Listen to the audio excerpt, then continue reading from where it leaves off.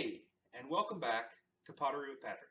Today, we're going to work on coil pots.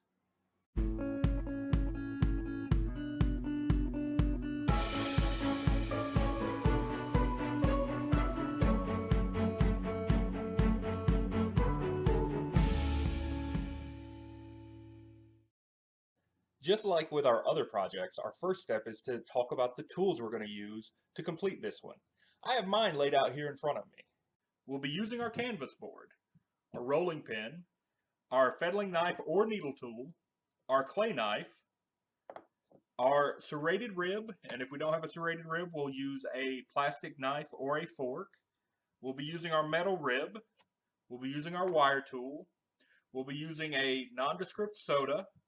We'll be using something round, a brush, and a little bit of water. So the first thing we're going to do is round our clay's edges down, and then we're going to work it into sort of a flat hamburger patty shape. Once we have it in a flat hamburger patty shape, we're going to start rolling it out with our rolling pin. We want to roll it in one direction, and then we want to change it and roll it in the other direction. The reason we do this is so that we stretch it both ways along both axes. We want to roll it until we get it about a 1/4 of an inch thick. Once we're at a 1/4 of an inch thick, we're good to go. Okay, now that we have our slab prepped, we're going to take our something round, we're going to place it on our slab, and then using our needle tool or our fettling knife, we're going to cut out around it. If we do this well, we should end up with a clay medallion. There we go. Once we have the medallion, we'll smooth the top and the bottom edges and get ready for our next step.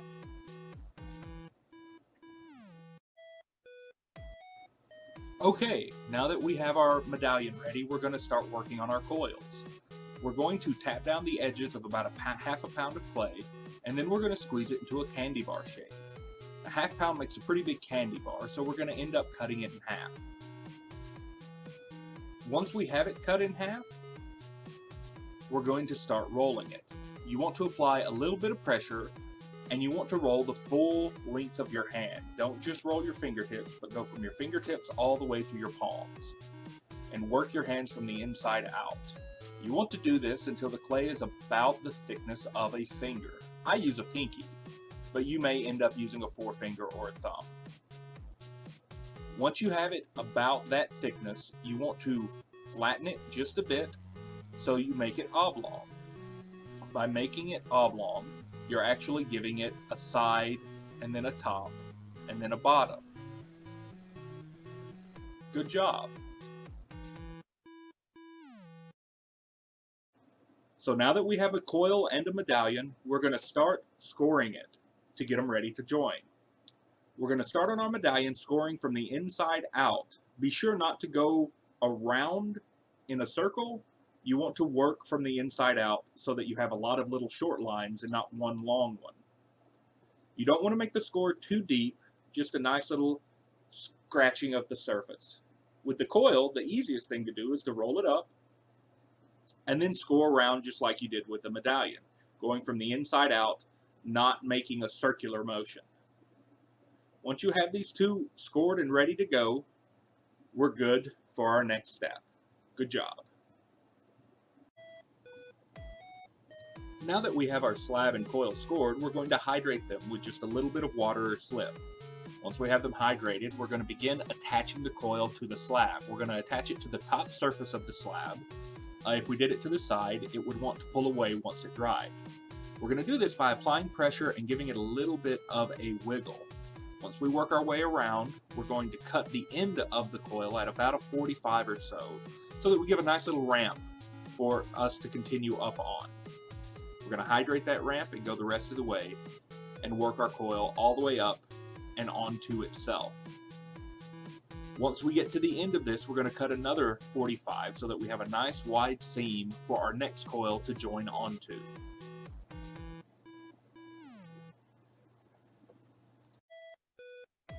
So now we're back to our pot. We've scored the top of our first coil and scored the top of our second coil. Now we're adding a little bit of slip to them so that they'll adhere together.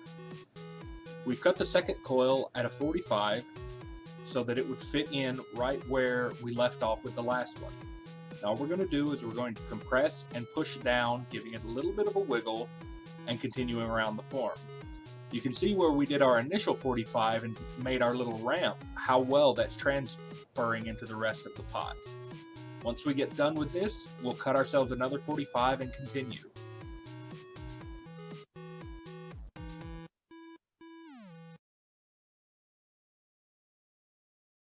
Hey, not bad. So now that we have a few layers of coils together, we're going to start smoothing the surface out. We're going to use our metal rib and we're going to pull upwards at about a 45-degree angle across each layer of coil.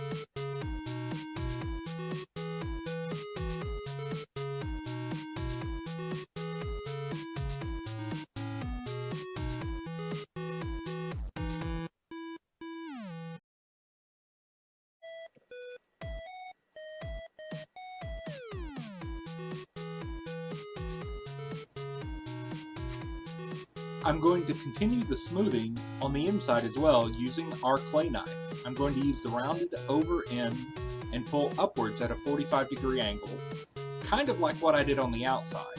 This takes some time and some practice getting used to. Don't worry about it if you mess up the first few tries. Once you get that done, you're going to go ahead and smooth the inside out with the pad of your finger. It'll help take care of any little harsh marks you leave in this process.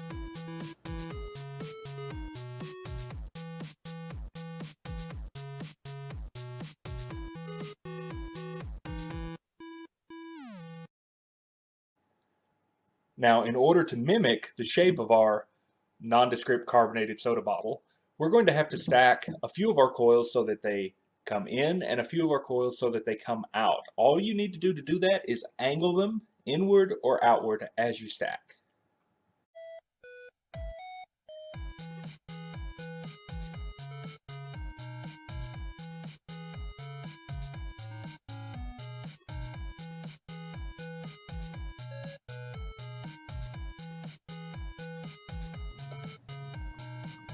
So from here out, it's basically the same thing. I will add coils to smooth, lean them in and out to make sure that they follow along with my form.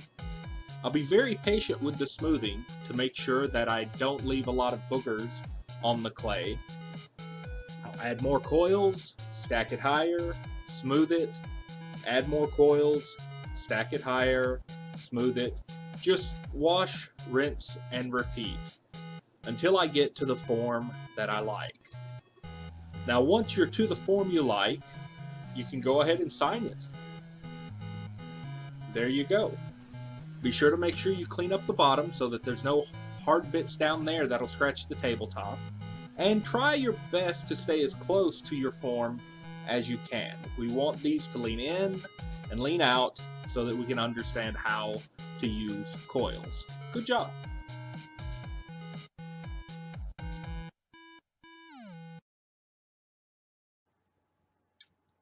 Good job.